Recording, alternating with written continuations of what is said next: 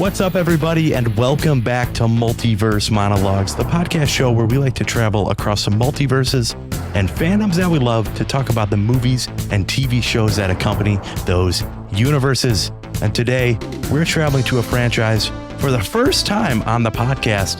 That's right, if you read the title, we're traveling to the Indiana Jones franchise to discuss the fifth installment, Indiana Jones and the Dial of Destiny.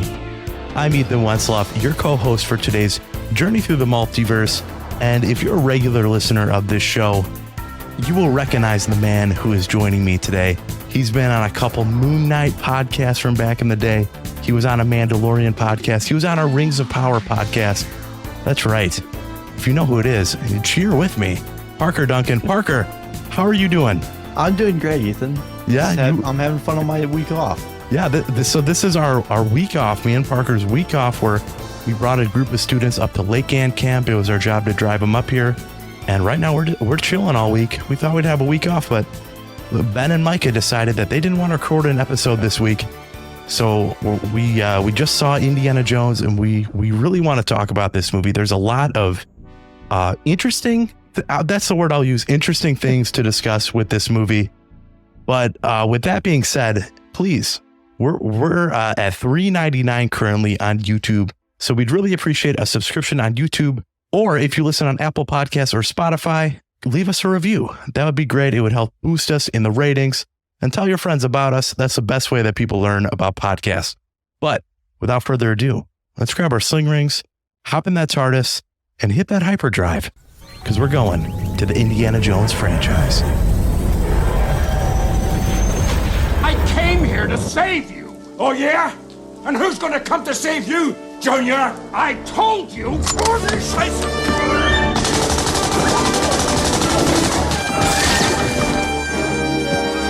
Don't call me Junior.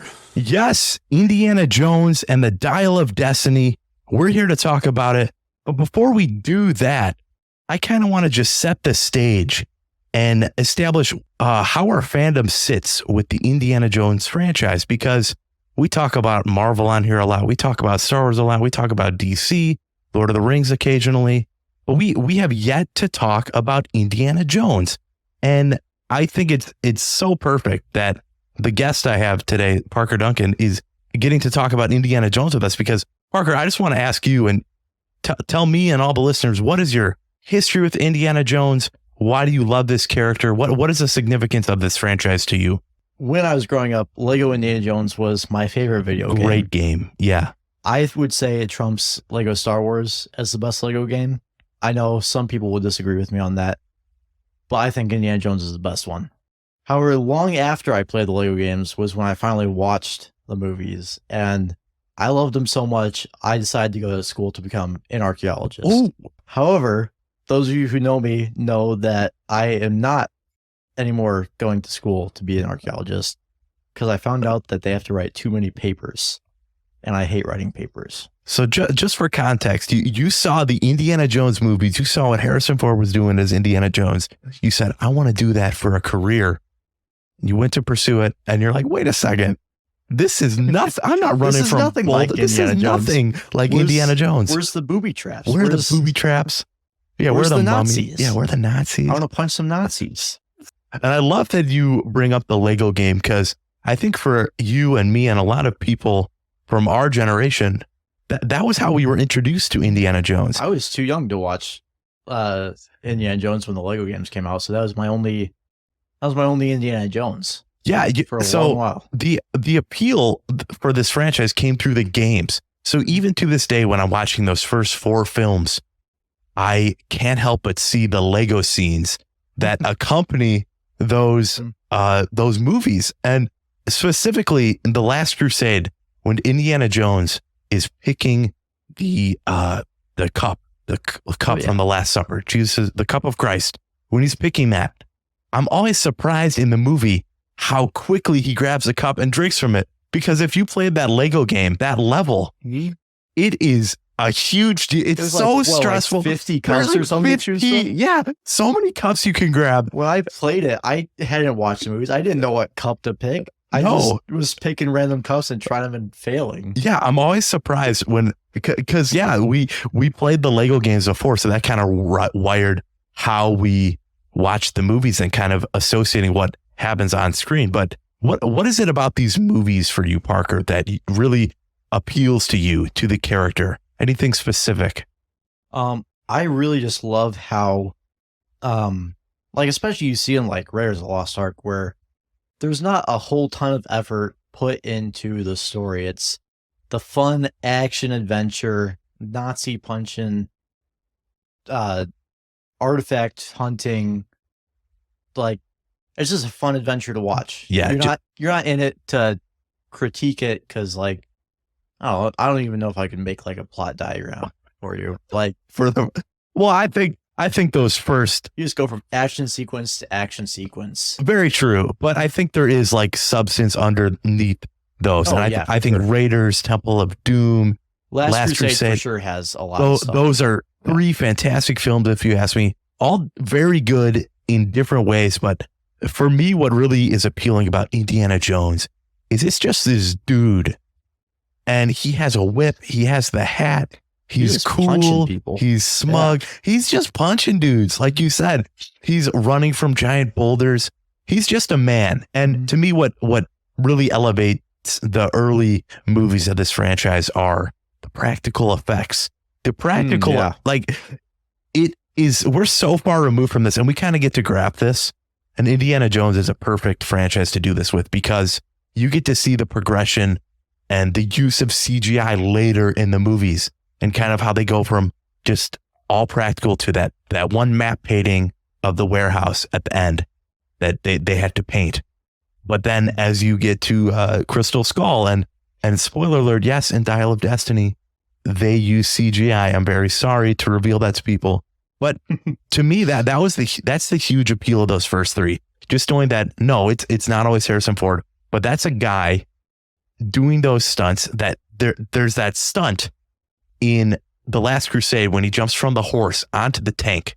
They had to actually do that. And I love the behind the scenes info that comes with that, because that's so hard to pull off. And even the minecart sequence from A Temple of Doom, they built that set, and then they built miniatures to model those shots, and you can even pause it during the movie and identify where the miniatures are. Like, I don't care if that's evident in the film, if I can pause and see that they're miniatures. I really appreciate the effort and the craft behind that. Yeah. Like, I like to think of in The Last Crusade, when the tank goes over the cliff and the tank crashes, you can see the little dummy of the general dude who goes like ragdolling around. Like, in today's day and age, that would have just been CGI. They wouldn't have bothered practical effecting it. Like, it would have just computer edited a tank crashing, and it wouldn't hold the exact same feel. Yeah, no, there's a charm to it, and there's a weight. You feel the sense of danger that Indy is in, and you really there's like an actual like boulder rolling after. It's an actual boulder. It's not just CGI. And so this week we're at camp. I have a room here at camp, and we've set up a laptop, and we watched The Last Crusade, and we watched Crystal Skull leading up to the release of Dial of Destiny, because it had been quite a few years since we'd seen Crystal Skull. And Parker, we are fresh off that movie. That movie gets a lot of hate, but coming right off that and going into Dial of Destiny and knowing that the reviews were not the best, IGN gave Dial of Destiny a 4 out of 10. So I had tempered my expectations. Wow. I wasn't the most excited for this movie. It's still Indiana Jones. It's a once in a lifetime opportunity to see Indiana Jones in the theater. You get to see that score. There's definitely a magic about this, for sure. There's definitely not a lot of magic. But before we dive into Dial of Destiny, I want to jump back to the Crystal Skull, the Kingdom of the Crystal Skull. What a most recent rewatch, what are the big takeaways from that? And going right off of that, were there any huge concerns you had going into Dial of Destiny? Well, let's see. So the big thing in Crystal Skull is the aliens. I don't want to see aliens in That's like all the memes about like History Channel and how they had like let the me alien correct you. It conspiracies. is interdimensional Sorry, beings, yes. Parker, not aliens, because Steven Spielberg would not do the movie if it was aliens. So they had to throw up that line in He there. tried real hard to make sure we knew that they weren't aliens. He tried a little too hard, yes. But go ahead, you were saying?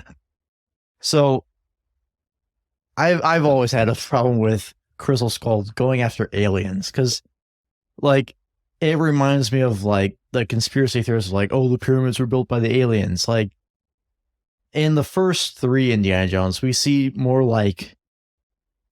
less actual history, like historical relics that like there's actually records of that Indy's hunting for, and like there's a supernatural presence to them. Yeah. Whereas in Crystal Skull, there's just aliens, and I don't know, it doesn't really vibe with me. Yeah, you lose a lot of the feel and the magic, I'd say, of those first 3 when you introduce something like a crystal skull and this council of interdimensional beings into the world. But to me, the huge takeaway after the most recent rewatch of Crystal Skull was just how weightless it felt. And people talk about how like we're in a good old golden age and how like CGI is getting better and better, but you really do, regardless of how good CGI looks, and we'll talk about it when we get to Dial of Destiny, regardless of how good it looks, you do lose the magic, the feel. Just for comparison, in The Last Crusade, there's that opening sequence that's fantastic with young Indy, and he's running across the trains. We can draw that direct comparison to the opening scene of Dial of Destiny, where Indy, there's also a scene on a train, but they just feel completely different. Not that the Dial of Destiny train scene is bad. We'll talk about it in a minute, but you appreciate the practicality of it and the realism and the fun that comes with that. For me, what the Crystal Skull biggest takeaway from my most recent rewatch was it. I don't think I don't think I hate the alien element. Not my favorite. It's just the CGI. It gets me. And yes, you have the famous scene of Shia LaBeouf swinging with monkeys. The famous fight where Shia LaBeouf is doing the splits between 2 cars. And he's getting hit in the crotch. You want to talk about weightless CGI? Yes. He's not getting hit there, and you can so obviously tell. But to me, the biggest sin of that movie was when they're driving that car and Marion Indy's like, don't drive off that cliff. And then she does. And they land in the tree. And that's the tree. They land in the tree safely into the tree water. lowers them safely into the water. And then it goes back up and hits the Soviet. Hits the Soviets up there and they fall in the water. It's so interesting because you see George Lucas do it too with the prequels. Once CGI is on the table and once you can start telling bigger stories and bigger action pieces, they try to do it and they don't pull it off. But when talking about the Crystal Skull, we can now roll into Indiana Jones and the Dial of Destiny. So beyond this point, we're going to do spoilers for Indiana Jones and the Dial of Destiny. But Parker, we're fresh out. We're less than a couple hours out of the theater. What are your thoughts on Indiana Jones and the Dial of Destiny?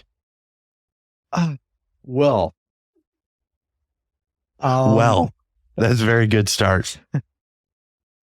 We've been talking like back and forth for these few hours, and just little jabs. We wanted to save the meat of it for sitting down, but there are just some elements of this movie where we just had to spill early. I'm just not sure what to say about it. It is that's a very good take because you're not a lot of it. You're really just, I'd say they never really establish it to be an Indiana Jones film. Yes, you have that opening sequence with de-aged Harrison Ford. You have young Harrison Ford talking, an old man Harrison Ford voice behind it. I think that whole opening scene is really good. Mm-hmm. I think it's really fun. It kind of captures the vibe of Indy. You're Yes. excited, but then It was kind of obvious that it was old Harrison Ford talking, though. yeah, it was. Yeah. But whatever. But it looked great. It looked good. Yeah. The de-aging technology looked great. I thought the action in that opening scene was really fun. And then I'd say once it jumped forward and we meet 80-year-old Harrison Ford in 1960s on Moon Day, to me, it never felt like an Indiana Jones movie after that. Because even Crystal Skull, I'd say there are glimpses in that movie, for as bad as it is, that I can look at and go, man, that is a great sequence of Indiana Jones being Indiana Jones. But I feel like once you get past that prologue and you're in the current day of the movie, it's Harrison Ford. He's delivering great lines. You love his performance, but it never really gets that Indiana Jones magic back. Mm-hmm. Go ahead. I think that's a pretty great way to put it. Like it really did feel like they were ticking boxes on how to make an Indiana Jones movie. Like, oh, Fear of Snakes, got that with the eels. But not really. Kind of. They had to find a way to get in there. Room full of bugs, check that off. Let's see what else. Like get the whip in there, the hat, the whip, the hat. They got a cave in there with an old relic in it. Check. Yeah, to me, I think the biggest problem with this movie is I never cared about the relic. They never got me to care about the dial. And what's the name of this dial, Parker? Archimedes dial. Archimedes dial. I never cared about the Archimedes dial. They set it up in the opening scene. They never truly give it the weight that it has. Because they basically start and they have half of it in the beginning of the movie, and the movie kind of it's a 2.5 hour movie, but they don't really get a lot done in this 2.5 hour movie. They like, all right, my thing. So they time travel in this movie. They just do. They go back to the ancient Rome. Why? So when you're storyboarding a new Indiana Jones movie, I feel like what they did, James Mangold, who directed this, he's a great director. He's done Wolverine. He did Logan. He gets a new Star Wars project coming up. He's done good work. So I'm not discrediting his ability to direct, but when you're storyboarding how to do an Indiana Jones movie, it felt like they looked at what Crystal Skull did and how bonanza Crystal Skull went, and they said, all right, let's go a little crazier than that. I didn't like the aliens so much. Let's try out time travel. People didn't like aliens. So everyone knows how to ground a franchise. Time travel. Let's do time travel. It worked great for Avengers Endgame. Everyone loved them. So top charts. Yeah. So you want us to do a time traveling story where Indiana Jones goes back to places and things from the original trilogy. You want us to do that? That would maybe be kind of fun. It's hit or miss. It's a big risk. You want us to do that, James? No, I don't want to do that. I don't want to go venture through the nostalgia of the old movies. That would be cheap. Like 5-10 minutes in ancient Rome. Let's so dial sounds good next to Destiny. Dial of Destiny. So yeah, let's make a title and then work the plot around that title. So Dial of Destiny. What if whoever made this dial, it was the destiny of the dial to travel back in time? What do you think about that? You think that's pretty good, Parker? It sounds good on paper. That's all right. So maybe. Anyway, when you're storyboarding an Indiana Jones movie, does any part of you think, all right, time travel, that's Indiana Jones. That's Back to the Future, not Indiana Jones. Scuba diving, that's Indiana Jones, right? That I was okay with that. Yeah. It didn't really feel like Indiana Jones, but a lot of archaeology is underwater scuba diving. So okay, that fair. gets a pass for me. Pass. They bring it in. But it just, and the set pieces too. That's the thing that made the first few so great. Those set pieces. And I don't know, other than that opening train one, was there any set piece or any action sequence in this movie that left you feeling satisfied with it? I did like the car chase in Morocco. Mhm. Like it does feel kind of weird being in a little bit more modern setting. Mhm. Like Who's all the grit and grime of those old ones? yeah, Yeah. like I think of like the car chase in Raiders of the Lost Ark when they're jumping from military truck to military truck, and they're in Egypt and like it's a desert, and like you've got in the Dial of Destiny this car chase, like I don't know what type of guns they're using, but like they just seem a lot more modern, and it doesn't really fit with what we think of Indiana Jones as with like Nazi soldiers. Yeah, and I'd say that's just something that you can't really get past because Harrison Ford is just old. Yeah. And I mean, we do see for 20 minutes of this movie that de-aging him works out pretty good. But I'm pretty sure they didn't want to do a whole movie de-age. So the only other possible solution is to age up the world around Indy, show him aging into this world. So that I'm okay with that element, but I just felt like nothing other than that. Like it never grabbed me. The movie never grabbed me. So what else stood out to you about this take on Indy? This is our first time seeing an Indiana Jones movie in the theater. I mean, it was awesome hearing like the Indiana Jones theme on the theater speakers as like you see Indy come up on the screen for the first time. Like you got the hat, the whip in the first few minutes and stuff. Awesome stuff. Yeah. That's the takeaway of the movie. The first, like I told you this on our way home, that the opening scene was enough to make my ticket worth it. I'm not mad with this movie. I'm just very confused at the direction they went with time travel. So like, I think it was an enjoyable movie. I enjoyed seeing it, like the whole thing. It did keep my attention. It just didn't feel like an Indiana Jones movie. Yeah, it didn't. It felt like, okay, this is a generic action film with time travel in here for some reason. Yeah. Like you said, you hadn't seen Uncharted, but for those of you who have seen Uncharted, I thought it was very similar to that. Like it felt like it felt like an artifact hunting movie, just not specifically Indiana Jones. Yeah, and it's the first Indiana Jones movie to not be directed by Steven Spielberg, and you do feel it. I think Steven Spielberg just knows how to capture Indiana Jones and his look and the way we want him to appear on camera. A lot of the way that the camera angles and the shots looked in this movie, it felt like it never tried to emulate what the old films are doing. It just wanted to be completely that was separate. One thing I really noticed was the camera shots felt much more modern.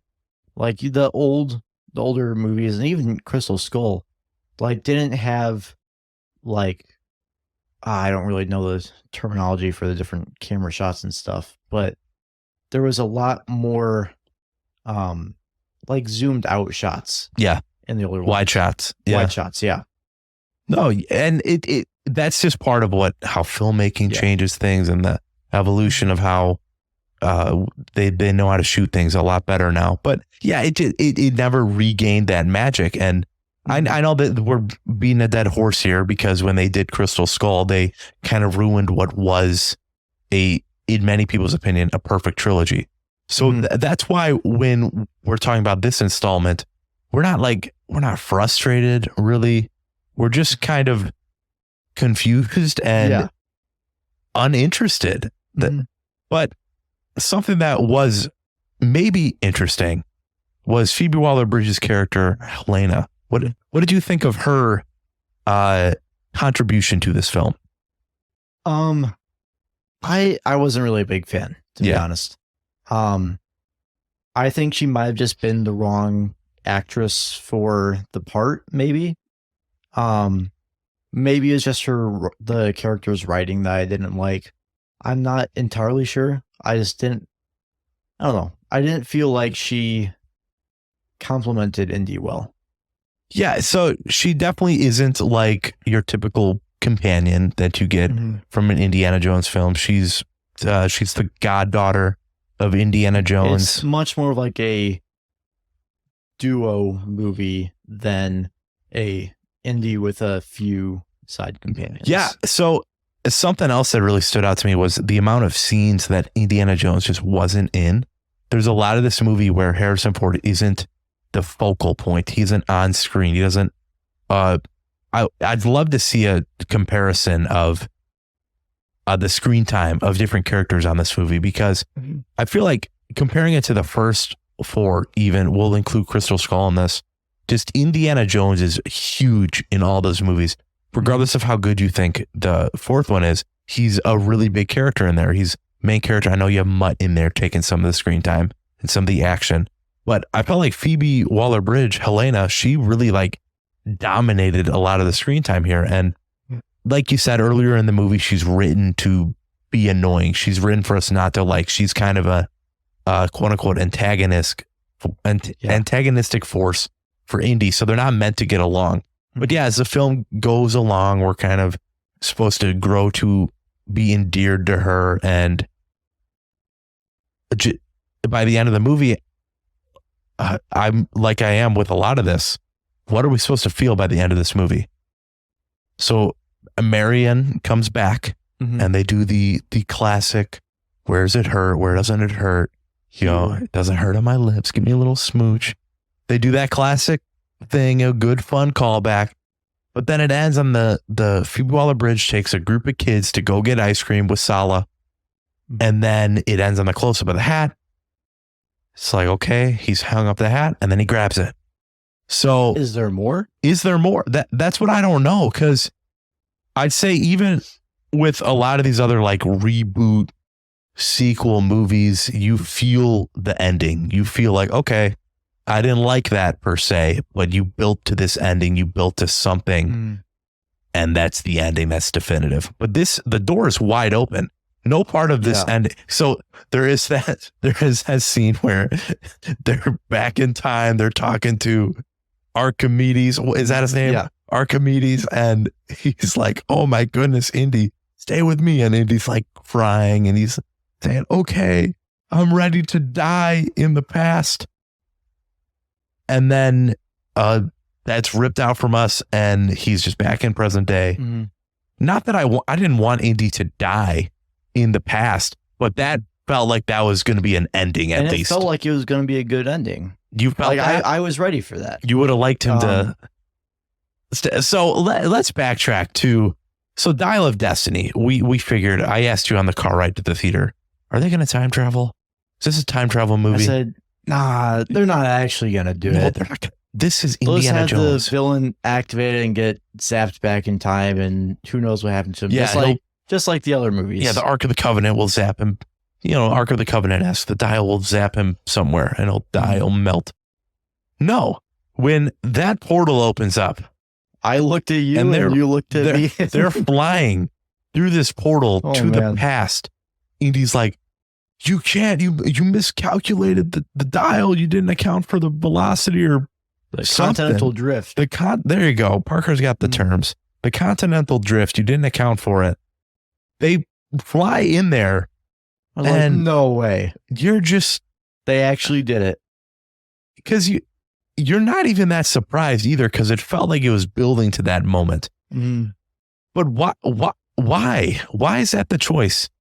I get like, okay, he's a guy who loves artifacts and you want to take him back in time. Like people said that Endgame, they jumped the shark a little with time travel. And a lot of people really hate time travel in general. To me, time travel is one of my favorite fictional elements. I love the idea of time travel. It just makes, when executed right, it can make stories so fun. But this it felt like they needed a plot. They wanted to do something absurd and ridiculous, and they thought time travel up. But you know what I'm saying? I'm still trying to they ended the movie with basically making Indiana Jones's line of work completely obsolete because he still has a dial at the end, right? Yeah. And free to use the dial and travel back in time. Yeah, what really I was thinking about was how, years ago, and this was announced, I was so excited to potentially be able to see an Indiana Jones movie in the theaters with my dad. But I know for a fact that this is not something he wants to see. Indiana Jones time travel. When we watched the movie theater, there was maybe one other young couple in there. So yeah, this is good context. You got to set the stage. We had a really great, I'm not even being sarcastic. We had a really great movie theater experience. We went to the AMC in Traverse City, Michigan. It's a 3:45 p.m. showing, so really early. You have all the old couples in there. You see these two old women come in, younger couple, and everyone else is at least over the age of 50 at the youngest. Super old, but it was really cool to see that. We had these two women walked in, and I leaned over to Parker. I'm like, back in the day, they were mad crushing Harrison Ford. They just were. But I'm sitting there in the theater watching it, and I remember my first time ever watching Crystal Skull was with my dad, and he turned it off halfway through because of how ridiculous it got. And I know that there's no way that this is something he wanted to see. So I ask because we did read some of the reviews. We haven't seen the overwhelming amount of reviews. This will probably post on Monday morning, but we're recording this on Thursday night. So we haven't seen the opening weekend reactions. We don't really know what a lot of people are thinking and feeling about this movie, but who wanted to see this? Was Indiana Jones time traveling ever a bucket list item for you? Not for me. No. And I don't understand this direction or why, because they had the opportunity to do whatever they wanted. I would have loved for them to take a more grounded approach, just do some good old fashioned Indiana Jones. Harrison Ford is old and stunts were a huge part of those first ones, but also so was just the archaeological finds. He's not too old to do that. That's really fun. So my main thing is, we've talked about to death, but why do that time travel? Anything else that didn't work for you? I don't think there was anything else that made me face palm anywhere near as much as the time travel. When they flew through that portal. I didn't literally face palm, but it was a face palm moment. You felt the whole movie lose all sense of weight and meaning. I feel like I checked out in that moment when that happened. I haven't seen any of the Fast and Furious movies, but I do know that they take a car to space. They do take a car to space. The latest one. In the 9th one, they do that. I think it just kind of feels like that. How did we get here? How did we go from A to B to Z there? Yeah. And it's just so interesting to chronicle because you revived this franchise. This was a dead franchise, very dead until 2008, where they at least tried. You felt like they put a lot of effort to try to emulate what the old indie movies felt like. And the overuse of CGI and the aliens took you out of that. They did their best to make a new indie movie that felt like an indie movie, but modernized it. Yeah. And I think they modernized it maybe a little bit too much, but I still think they did a decent job. It's still pretty laughable. Crystal Skull. Yeah. Just, what was it, 2 nights ago when we watched it? I was watching the beginning. I was like, oh, this isn't too bad. I thought I remember it being worse, but maybe it's not too bad. And then we get to the part where Shia LaBeouf is swinging with the monkeys. Yeah. And from there on, it just kind of steps down and down. You get the monkeys, Then not long after that is all the ants. The man-eating ants. The man-eating ants. Then you got they drive off the cliff into the tree that you were talking about earlier. And then they have the 3 waterfalls that they drive into. Waterfalls that they fall off of. The aliens show up. They're somehow using tracking chips in Very true. the 50s. And then we end off with aliens and flying saucers. That are not aliens. Totally not aliens. Yes. And your point being, with this Dial of Destiny, like, it kind of felt like that. And like, you started off good and then you kind of were losing me. And then you're like, wait a minute. I feel like they're actually doing this. Yeah. Wait a minute. So where Crystal Skull goes, it starts off good. They nuke the fridge and you're really like, why did they do that? But then they kind of recover from that. It still feels like Indy. You have him and Shia LaBeouf. Was it Peru? No, Chile, I think. Chile, they're maybe Peru being attacked, and then Indy like blows a dart at the guy. Yeah. That felt like, okay, this is it's maintaining pace. And then there's that drastic drop when Shia LaBeouf swings with the monkeys.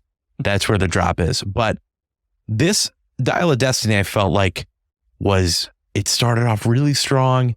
And then right when you pick up with Indy and he's drunk and he's old teacher, he's retiring, he's done with his life. I just felt like it was a progressive, like slowly downhill. There was no big jump. It just slowly went downhill until they go through the portal. Like, I definitely can't point to any one moment. It's like, that's when I started like losing faith in this movie. Yeah, it never really picked back up. So what do you think of Mads Mikkelsen as the villain in this movie? I really liked him. I thought he did a pretty good job. My only real complaint was I'm not entirely sure what he was trying to do. With the dial? Yeah, because it kind of sounded like he was going to assassinate Hitler, but I don't know if he was trying to take his place. I think what his plan, his plan was to take his place. He wanted to kill Hitler and then do what Hitler did, but more to his vision and what he would do. Correct Hitler's mistakes. Yeah, correct Hitler's mistakes. So that's a cool villain idea, I guess. I think they established that too late, though. Yeah, it's definitely it's established literally as they're flying into. It's like, what do you want to do here, anyways? I'm like, oh, I'm gonna kill Hitler. What? Aren't you a Nazi? Oh, well, I'm gonna replace him and fix his mistakes. Yeah. All right. Yeah. They try to do that cool time travel thing too, where they bring the watch that Indy found this watch in the tomb earlier. And he actually used his dial. Yeah, and he looked at the tomb and it had the eagle with the bent propeller wings on it. Like, what is that? And then you see when they crash the plane, all the propellers are bent like that. Archimedes, is that his name? Yeah. He saw this and was like, oh, wow, this is crazy. And then he has to predestine the dial to come back. It's just very what? I don't know. I don't know what to think about this movie. I'm not really sure if Archimedes actually used it or if he just used those things on his tomb as I don't know, because he got those things when they went back to him. They kind of left it iffy on that. It's just more of a general confusion on just everything. Well, once again, I circle back to, you bring back Indy for maybe a final ride. Who knows? We don't know. If Harrison Ford wants to do another one, he'll do another one. It's Disney. It's Lucasfilm. They'll pump out a movie if they want to make a movie. And I guess story doesn't matter anymore. We'll really have to see how box office this holds up, because I don't know how many people are really hyped to see Indiana Jones and the Dial of Destiny. I know we like the old films. We're like, regardless of if this is good or bad, we want to see this in the theater. But is there a huge fan base for Indy right now? No, but I think what we saw in the theater, you've got a lot of older folks who saw the original films in theaters coming back to see this. And if that's the demographic audience, again, time travel? Yeah. Why? Like, I think there is a decent amount of young people wanting to see this, but I think what stood out to me was that like the amount of old people in the theater, like I think that might boost up the box office numbers a little bit more. Yeah, because like the appeal. It's not in the cultural zeitgeist.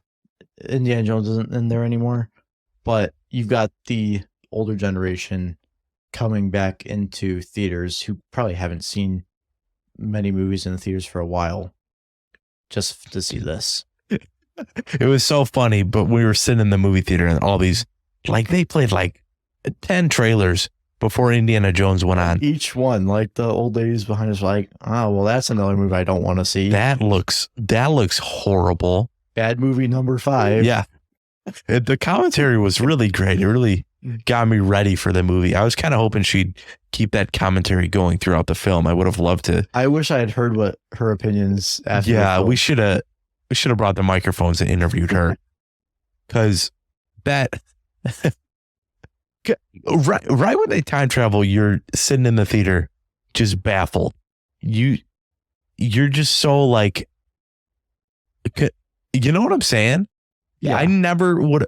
We're still trying to process what we saw because we never think that was the direction they go. But that aside, let's try to bring this back to Positivity Corner. What worked for you in this movie? What things did you look at and go, you know what?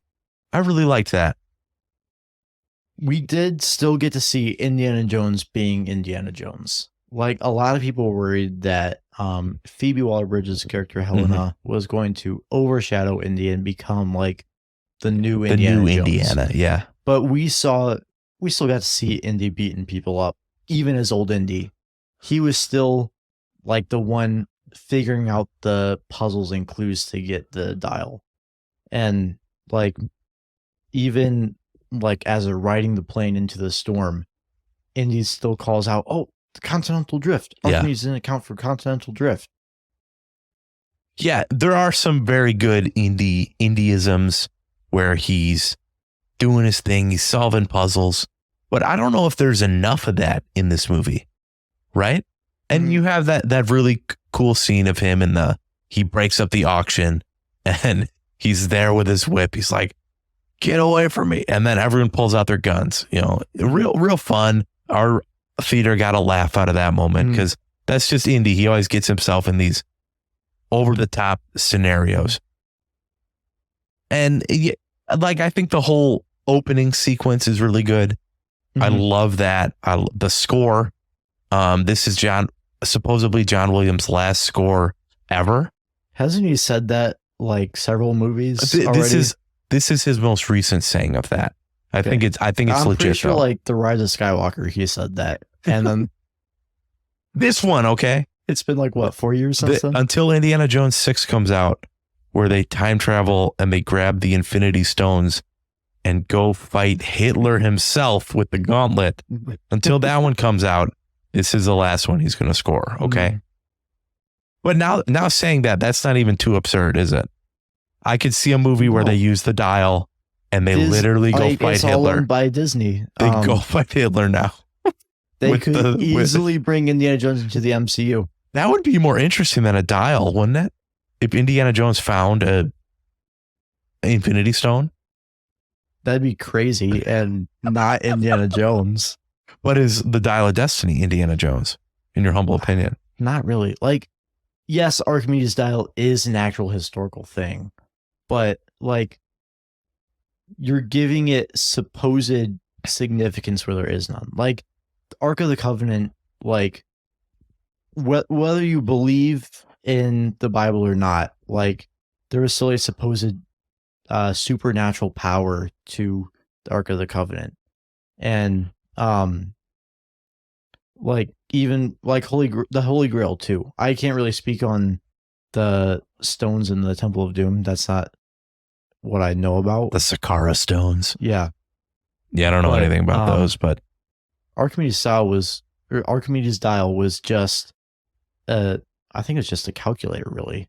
Like, I think you might have been able to track the like planets with it, but yeah, and I felt it throughout the movie too, as they're looking for the other piece. I just never felt like the arc. There's automatically there was a race for the arc. We can't let the Nazis get it, or else they will win World War II. There's this huge race. You feel the weight of the arc. Same with the Sakara stones. You see what they're doing. Save all the villages in India. They like take over Indy. Indy's literally under mind control.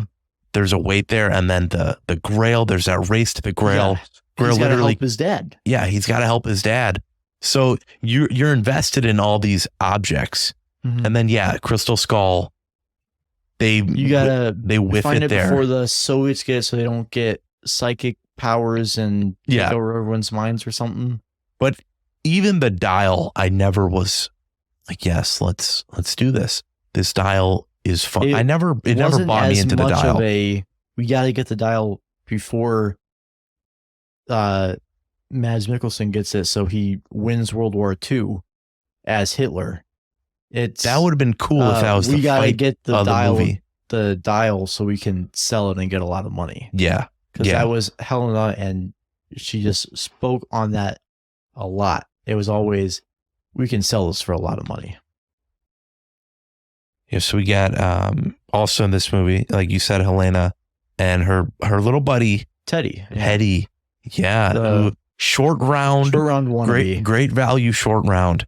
And you felt in this movie you're looking at Phoebe Waller-Bridge, and you're looking at Teddy. You just feel like, okay, they're really trying to get Indy a cast. And I didn't even hate Phoebe Waller-Bridge. I like how she was different. She's different than a lot of the other female characters we've got. She was uniquely her own thing. She's written to be annoying and kind of move the plot forward. And then towards the end, you're a little more endeared to her. How endeared to her you are, that's up for debate. But Teddy, the whole time, like him being able to fly a plane isn't like the most out there thing, because we see his character introduction. He's kind of learning. Was driving a car around with little bricks tied onto his feet. Right. But you felt they were trying to set Teddy up as like this guy, this new short round. This is the new he's a little scrapper. Yeah, the new indie gang. But even him, I don't think he's a bad character, but he doesn't have that like short round. He comes on screen. I just love short round. You love him. He's great. He has the little boots. He has the little blocks tied in his feet. Indy, I love Dr. you. Jones, Dr. Jones. Dr. Jones. Great. Like, those are iconic characters, and we're not saying that Dial of Destiny is trying to copy them.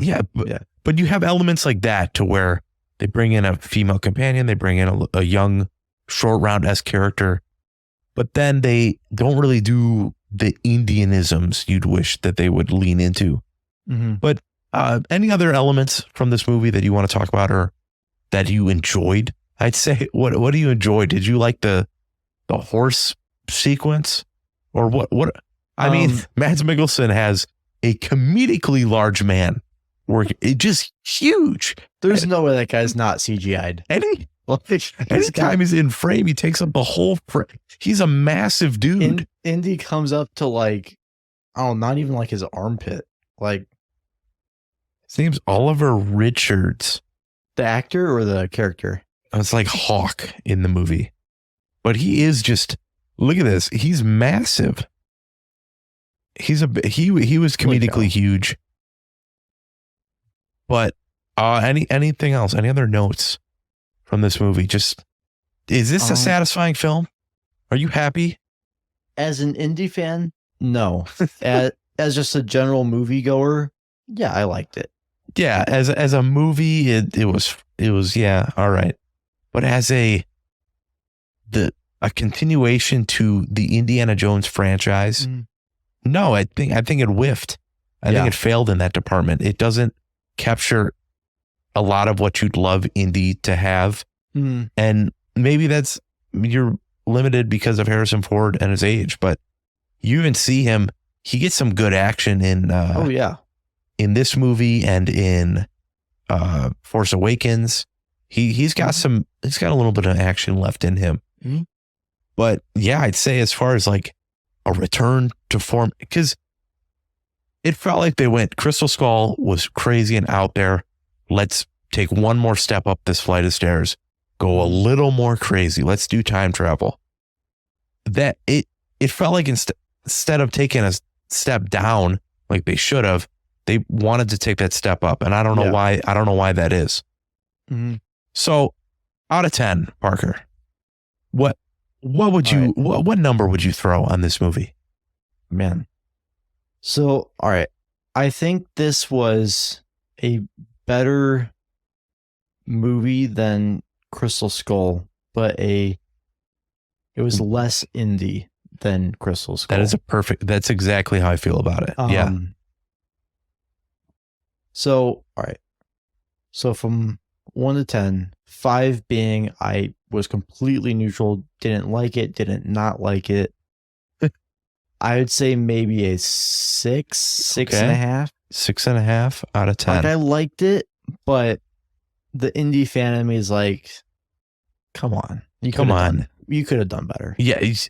And that really is the feeling that you have going into it. I'll slap a, let's go a little higher. I don't want to go as low as a 5. I'll go 5. Let's go 6. I'll match you. Mm-hmm. I'm a very like reluctant 6. I'd go 5 if I wanted to, but in this moment I'll go 6 just because it was a good experience to see Indiana Jones in the theater. That opening train sequence I thought was really fun and captured the magic that train sequence might bump it up to that. The opening sequence in general might bump it up to 6.5 for me. Okay, 6.5. That's why I'm at a 6. I think the opening scene is really good. I think Harrison Ford brings his A game. It was cool to see Sala back in the mix. He's like partly as a taxi driver. There is a scene in this movie where Indy's like, I know a guy who drives a boat. And you're like, okay, we're going to get an old character from the old movies. This will be cool. I was expecting the captain from Raiders. Yeah.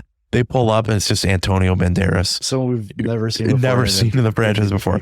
Indy, my old friend. Yeah, it's cool to see Antonio Banderas, but do I recognize this? No, I don't think he's Indy. It's such an old franchise to where whenever a character comes back, or a character shows up, you have to think, okay, is that someone I know?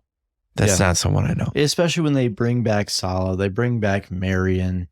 Like it definitely could have been one of the older people, and I don't know. Yeah, so I'd say I'd slap a 6 on this just because I'm just confused. I'm not angry. I'm not raging, like upset, and I'm not even like happy either. It just, I think it was a very fine movie. It was a movie. I think time travel was really ridiculous, especially for Indiana Jones, the archaeologist. The score was fun. The characters I thought were fun enough. I was never like, oh my goodness, this is atrocious. Never like that. I thought it would be interesting to see how this movie would play if it wasn't a part of this franchise. If it was just a separate movie about an old archaeologist guy who time travels, to see how that would play. That would be really cool. It would be a time traveling historian. Yeah, it's just the fact that it's part of this franchise and they're continuing to add movies that increasingly make it more crazy.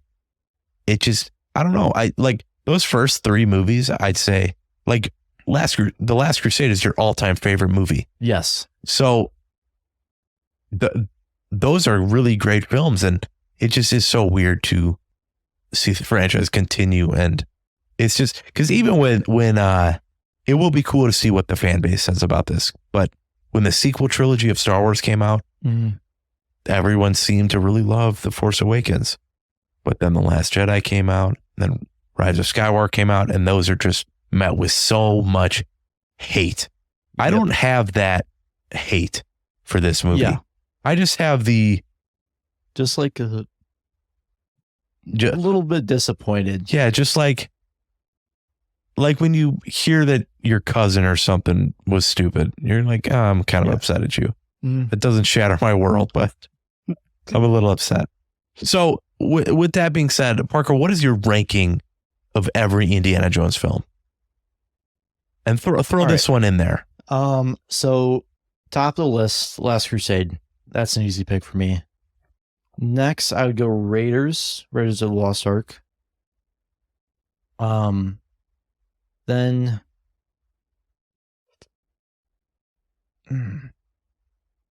I think then Temple of Doom.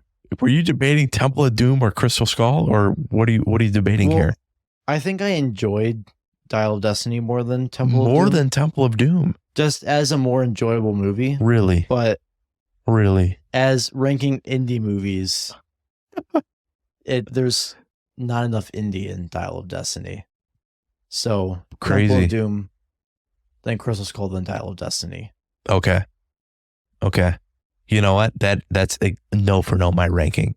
Last Crusade, I think, blends what the franchise is all together. Like it's at its best. You get Sean Connery in there. You get his dad in there. You get the only thing that could have made Last Crusade better was Short Round. Especially Dial of Destiny. If they bring Short Round back, Ke-Huy Quan back, that would have been awesome. In any role, do that. That would be awesome. Been the captain. That would have been, my old friend. Oh, dude. That would have been awesome. How cool would that have been? Dr. Jones. Dr. Jones. Oh, now we might have to bump down Dial of Destiny even further. But no, yeah, Last Crusade, I think, blends everything so well. The action's so good. The story's so fun. The archaeological elements are really good. I think Indy's at his best in that movie. It's just an overall really... The set pieces are awesome. Yeah. Overall, really solid film. Ark of the Covenant, I'd probably put second, even though a lot of people put it first. Really enjoyed that movie. Like you said, the story, it isn't as rich as the third one. Yeah. But I mean, it's a lot of people's favorite films. Like the generation before us, they love that movie, and all credit to them. I think it's a really great film with awesome set pieces. Indy as a character, just great. So that would be my second. Third, I go Temple of Doom. Fourth, Crystal Skull. Fifth, Dial of Destiny. Yeah. So I know Crystal Skull's not good at all, but I think that they do understand the character of Indy a little more than Dial of Destiny does. Mm-hmm. They got the feel of an Indiana Jones movie. Yeah, they got the feel down, and that's what was really important. Because even how up and down that is, he's in a fridge, whatever, it does have that Indy feel still. You still feel like that's the character. Not that Dial of Destiny doesn't, it just barely has it in there. So yeah, here we are, two Indiana Jones fans. We really like these movies. We're just left kind of meh on this Dial of Destiny. I think that sums it up pretty well. Yeah, we're not angry. We're not overly going positive. Into this, I really had no idea what I was going to say. Yeah. So I just had a tough time putting into words. I'm just going to have to tell my dad that Indiana Jones time travels now and see how he reacts to that. Hey, do you want to go see the new Indiana Jones movie? Yeah, do you want to see the new Indiana Jones Back to the Future crossover? Yeah, he time travels. He meets Doc Brown. It's really cool. I think I'll pass. Anyway, I get to see Dead Reckoning with my dad, so that'll be good. He loves Mission Impossible too, so at least as one franchise is on its way out, we still got Tom Cruise doing epic things. But with that being said, I think we've said all we really want to say on this movie. Coming up with the podcast, we got, I don't know when we'll do this, but we got Deadpool coming out. We got our Marvel movie marathon. We're keeping that plugging out. Deadpool is the next one that we're doing. When that comes out, no idea. Micah is going to Kentucky next week, so we're not going to have a Marvel movie marathon next week, but I'm sure me and Ben, maybe Parker, we'll pump something out for you. But yeah, stay tuned. Thanks for sticking around. I'm Ethan Wensloff. I'm Parker Duncan. Thanks for sticking around and listening to our thoughts on Indiana Jones and the Dial of Destiny. We hope you have an absolutely fantastic day.